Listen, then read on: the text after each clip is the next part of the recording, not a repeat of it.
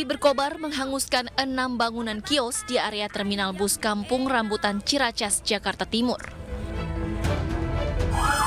Bomba, bomba, bomba!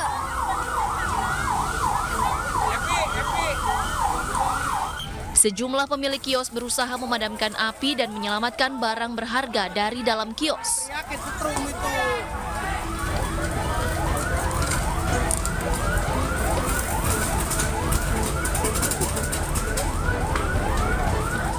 Petugas pemadam yang tiba di lokasi langsung memadamkan api agar tidak merambat ke kios lainnya. Kebakaran diduga terjadi akibat kebocoran tabung gas dari sebuah warung nasi saat digunakan untuk memasak. Kebakaran di pas pintu arah keluar Rambutan, ini dibakar kios-kios ya, kios ada kalau ada warung makan, asal muasalnya informasi yang didapat adalah dari warung makan ke warteg, dia sedang memasak, tiba-tiba ada kebocoran gas sehingga api menyambar pada kompor itu sendiri, terjadi penyalaan dan membakar sekitarnya. Akibat kebakaran, kendaraan yang akan masuk dan keluar melalui terminal Kampung Rambutan hanya bisa menggunakan satu jalur. Tak ada korban jiwa dalam musibah ini, namun kerugian ditaksir mencapai ratusan juta rupiah. Dari Jakarta, Rio Manik, iNews melaporkan.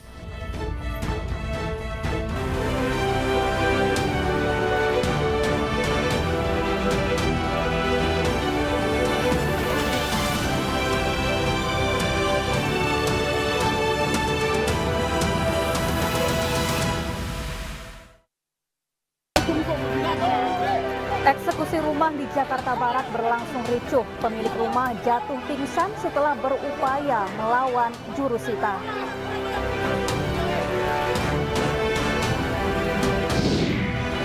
Tim hukum Polda Jawa Barat menolak semua dalil pra-peradilan Peggy Setiawan.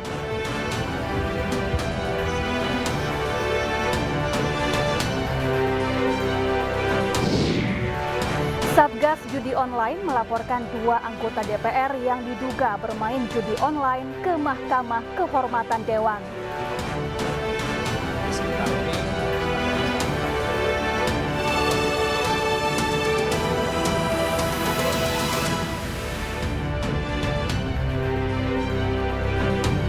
Halo, selamat sore pemirsa. Demikian tadi berita pilihan iNews Sore bersama saya Syafaati Suryo. Pemirsa, kita awali iNews Sore hari ini dengan informasi mengenai eksekusi rumah di Kembangan, Jakarta Barat berlangsung ricuh.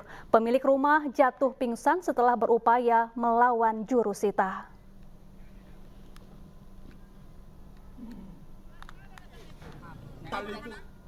Saya tidak mencari, kami menang.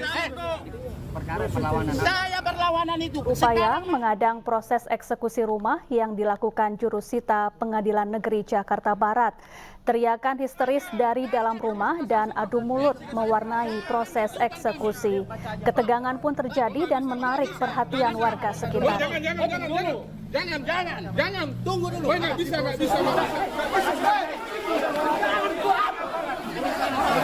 Tim kuasa hukum pemilik rumah bahkan bersitegang dengan petugas jurusita. Penyitaan rumah di atas tanah seluas 600 hektar ini berdasarkan putusan Pengadilan Negeri Jakarta Barat dalam sengketa perdata antara pemilik rumah dengan PT Indosuria Inti Finance terkait utang piutang.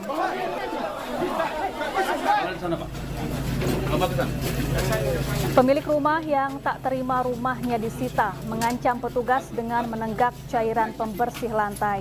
Pemilik rumah pun jatuh pingsan dan dievakuasi ke rumah sakit. Ini terkait eksekusi dasar gross salah lelang. Jadi pembeli lelang bermohon kepada kami untuk melaksanakan eksekusi. Karena sampai saat ini dengan gross salah lelang tahun 2020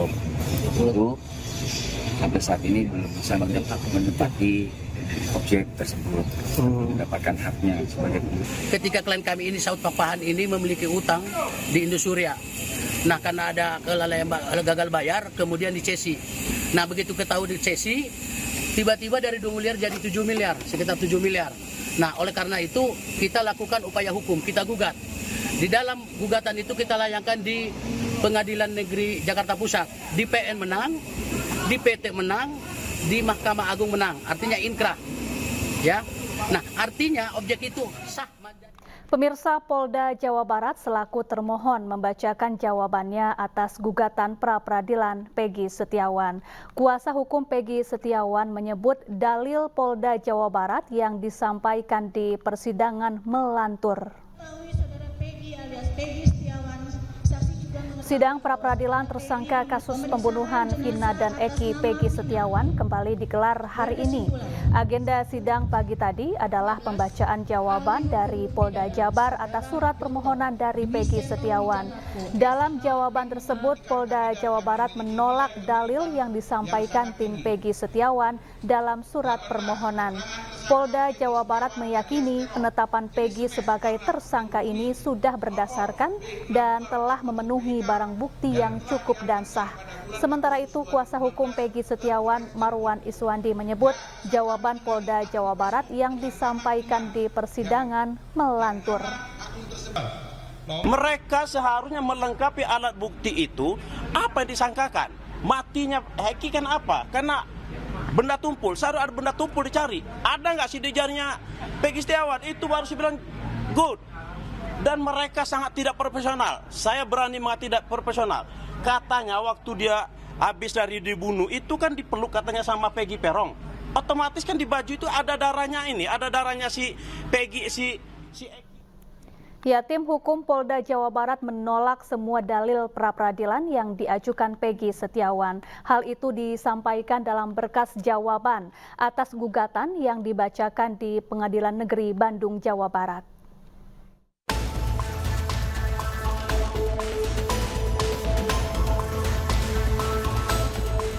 Kuasa hukum Polda Jabar menilai gugatan yang disampaikan Peggy Setiawan sudah memasuki materi pokok perkara.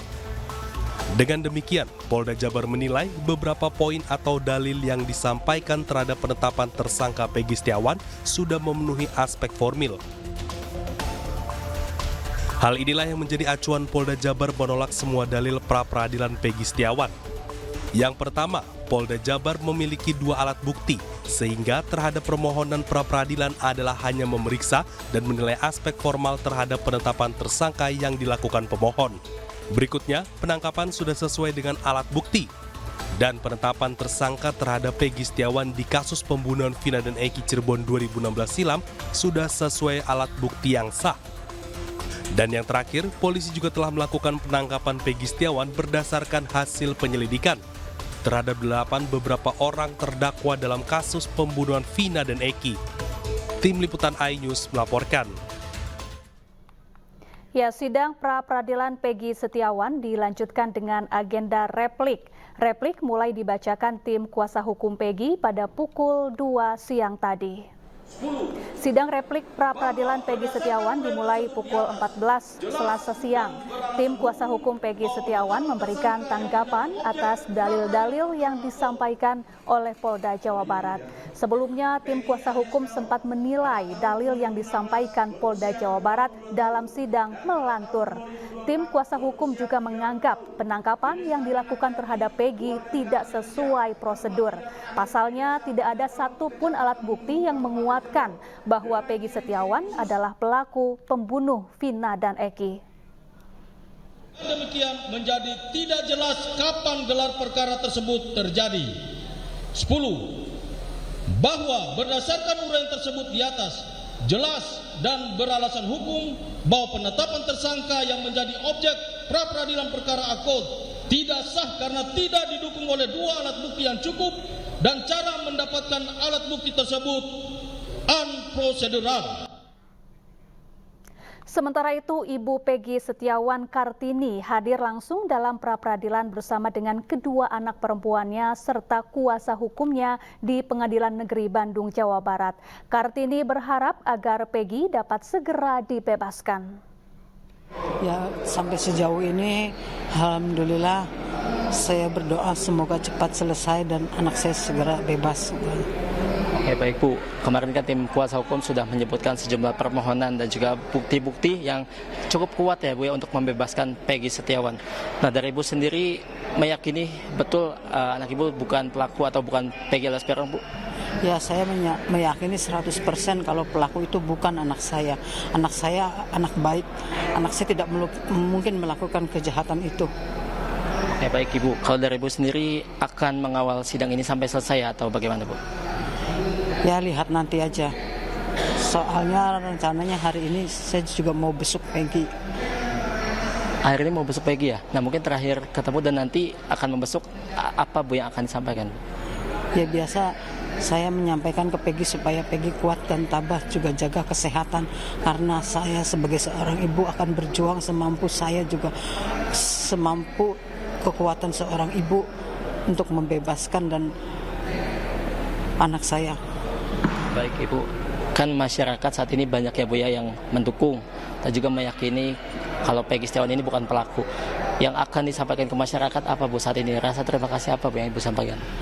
Ya saya keluarga Peggy Setiawan hanya bisa mengucapkan banyak-banyak terima kasih atas dukungan dan bantuannya untuk membela anak saya karena anak saya tidak bersalah. Saya hanya mengucapkan banyak terima kasih karena itu yang bisa kami ungkapkan dan kami ucapkan. Pemirsa, Dewan Pers akan membentuk tim investigasi bersama untuk mengusut kasus kebakaran rumah wartawan Tribata TV Riko Sampurna Pasaribu di Karo, Sumatera Utara. Informasi selengkapnya usai jeda, tetaplah bersama kami.